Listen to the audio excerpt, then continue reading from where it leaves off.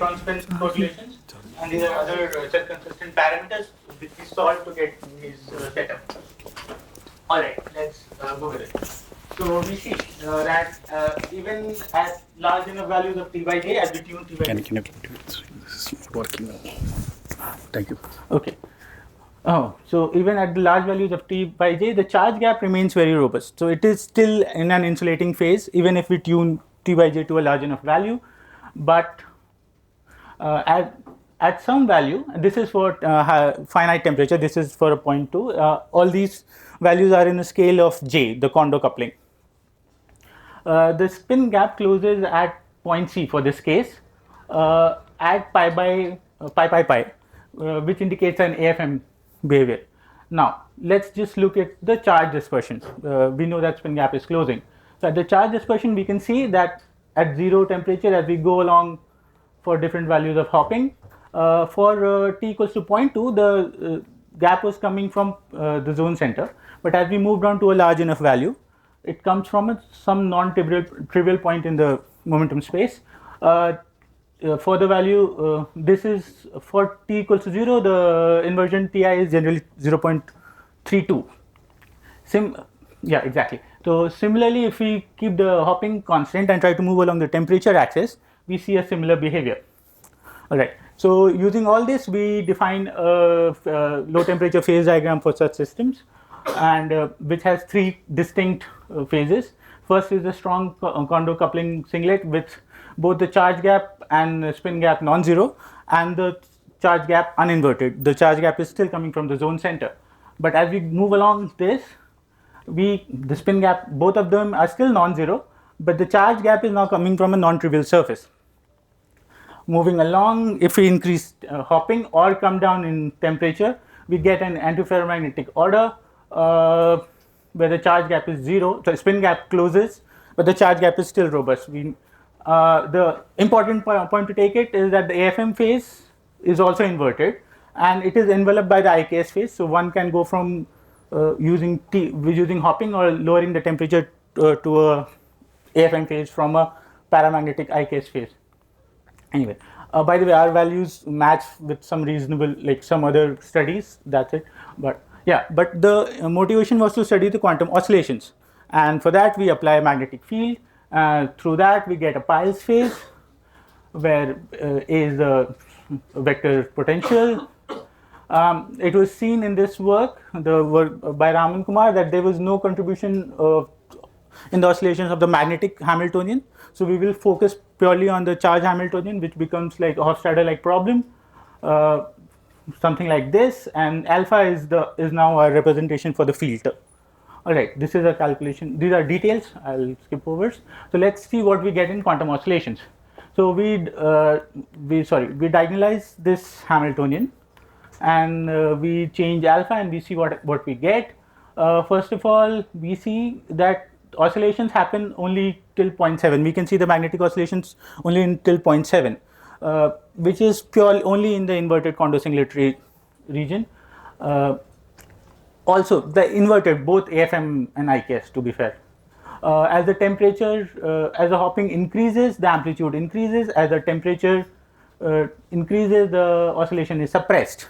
The Fourier transform, and now going back to the Onsager's relation, the Fourier transform leads us to the leading frequency of 0.185, which corresponds to the gamma k equals to 0 surface in the Brillouin zone.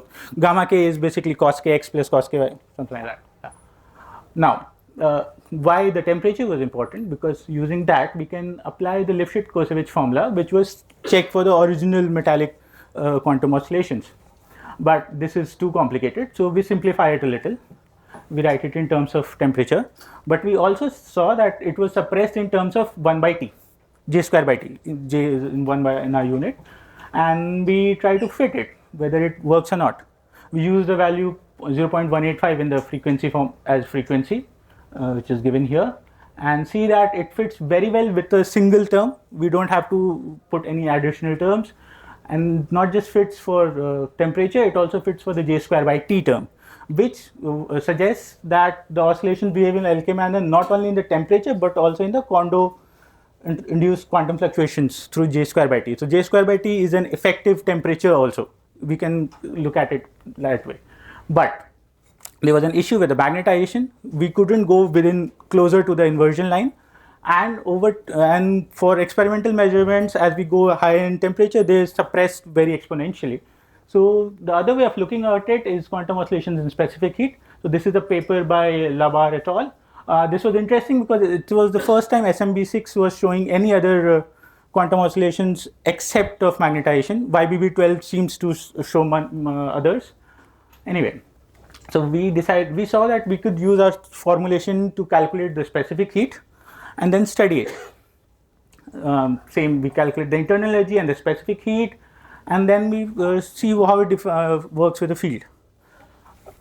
At first, in the Kondo singlet region, it has a very monotonic behavior.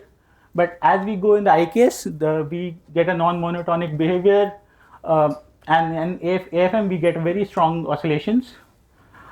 The interesting thing to look at it is that the specific heat relates to magnetization like this, and we can. So another way of looking at it is plotting it in this form. Why? Because now we can write Lifshitz-Korsavich-like equations for field derivative of specific heat. So I'm just done. Just 2 more slides. All right. So why is this a better choice? Because specific heat oscillations, if we can see it for small enough values of T as well.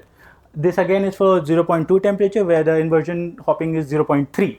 So just beyond the inversion, you can see some oscillatory behavior. Whereas in magnetization we don't see that.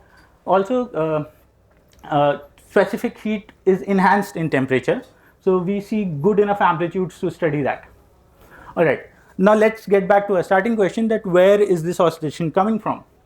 So we can define a charge gap. Using all the equations that we had, we can define the charge gap surface as this, and we see that it comes out like in the inverted phase. Near the inversion, for small values of T, we get a single extremal orbit. But for large enough value of hopping, we get 2 extremal orbits.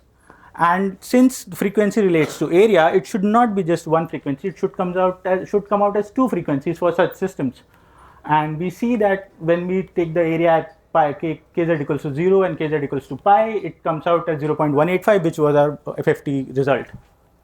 Anyway, so we modify our simplified LK formula into a 2 frequency formula, and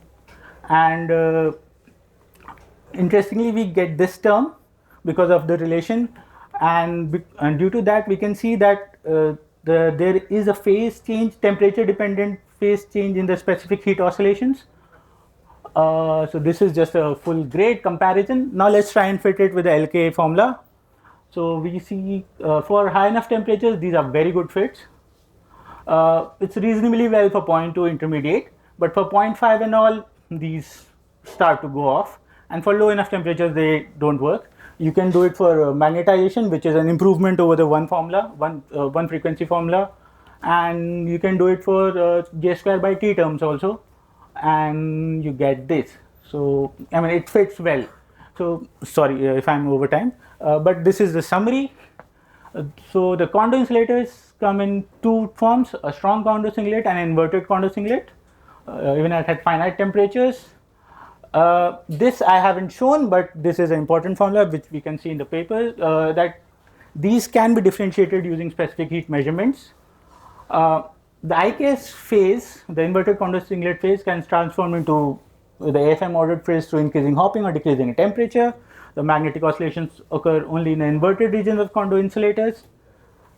And similar to magnetization, specific heat oscillations are also seen after inversions occur. These are a better tool to look at the surface, and they are directly related to magnetic quantum oscillations. Lifshitz-Korsavich behavior with respect to thermal as well as quantum fluctuations are seen for frequencies corresponding to the areas of extremal orbits of the charge gap surface. So we can say that the origins have shifted from well-defined Fermi sea to a charge gap surface.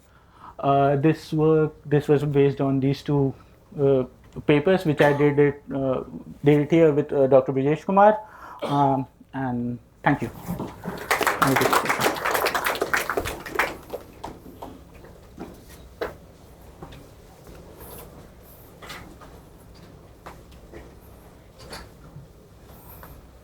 So I have two questions. The first one, the condo insulator proposed. Yeah. People studied in the context of the heavy fermionic system. Yeah. So there is a term, the known model is periodic Anderson model. Okay? Yes. And there is a hybridization term where the F orbital is strongly connected to the conduction. But I can't find any kind of hybridization term. Is it under the carpet or you doing some Schiffer-Wolf kind of transformation Yeah, so, okay. at large U and that absorb into J? Is it? Exactly. So this half-filled condo lattice model is basically a Schiffer-Wolf transformed model of PAM, right? So this is where for a large U kind of term. So yeah, so you are correct in that. So this is a well-known model, but it is in itself a Schiffer-Wolf transformed model of where is the model. Sorry, yeah, it will take me long to go back. Yeah. Last one is in that apart from your quantum oscillator, I'm curious about the condo insulator. How to characterize it theoretically? Means calculating some Green's function property like spectral, let's say the spectral function. I'm not your. It's a corresponding version of density of the state, or quasi-particle residue, or the lifetime of the the quasi-particle or imaginary part of the self energy. Do you have any kind of comment? What should be the more fitted thing to characterize a condo oscillator? Okay, so the condo oscillation or condo insulator? Oh, sorry, condo insulator. Okay. My bad. So in terms of just insulators, you know that you can basic a band gap calculation would do it. And why does that happen? That happens because there is a singlet formation between the conduction electron and the local moment.